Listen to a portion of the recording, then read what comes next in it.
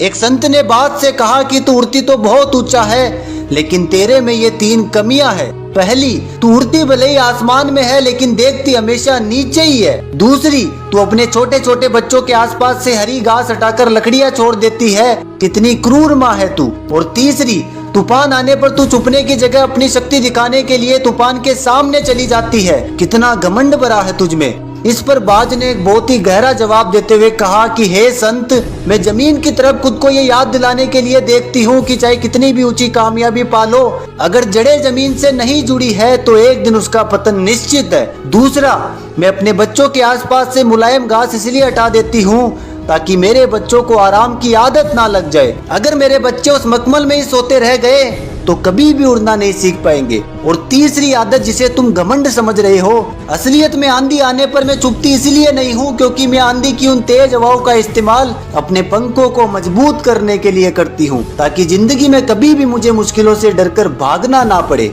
बाज की ये बात सुनकर संत को एक बहुत ही गहरी बात समझ में आई जो हम सबको भी सीखनी चाहिए कि आराम इंसान को कमजोर बना देता है लेकिन संघर्ष उसे मजबूत बना देता है। और सफलता अक्सर इंसान को परखती है कि सफल होने के बाद भी ये जमीन से जुड़ा भी रहेगा या नहीं।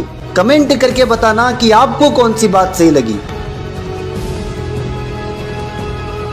एक संत ने बात से कहा कि तू उड़ती तो बहुत ऊंचा है, लेकिन तेरे में ये 3 कमियां है। पहली, तू उड़ती भले ही आसमान में है लेकिन देखती हमेशा नीचे ही है। दूसरी, तू अपने छोटे छोटे बच्चों के आसपास से हरी घास हटाकर लकड़ियां छोड़ देती है, कितनी क्रूर माँ है तू। और तीसरी, तूफान आने पर तू छुपने की जगह अपनी शक्ति दिखाने के लिए तूफान के सामने चली जाती है, कितना घमंड भरा है तुझमें। इस पर बाज ने एक बहुत ही गहरा जवाब देते हुए कहा कि हे संत, मैं जमीन की तरफ खुद को ये याद दिलाने के लिए देखती हूँ कि चाहे कितनी भी ऊंची कामयाबी पालो, अगर जड़ें जमीन से नहीं जुड़ी है तो एक दिन उसका पतन निश्चित है। दूसरा, मैं अपने बच्चों के आसपास से मुलायम घास इसलिए हटा देती हूँ ताकि मेरे बच्चों को आराम की आदत ना लग जाए। अगर मेरे बच्चे उस मखमल में ही सोते रह गए तो कभी भी उड़ना नहीं सीख पाएंगे। और तीसरी आदत जिसे तुम घमंड समझ रहे हो, असलियत में आंधी आने पर मैं चुपती इसलिए नहीं हूँ क्योंकि मैं आंधी की उन तेज हवाओं का इस्तेमाल अपने पंखों को मजबूत करने के लिए करती हूँ, ताकि जिंदगी में कभी भी मुझे मुश्किलों से डरकर भागना ना पड़े।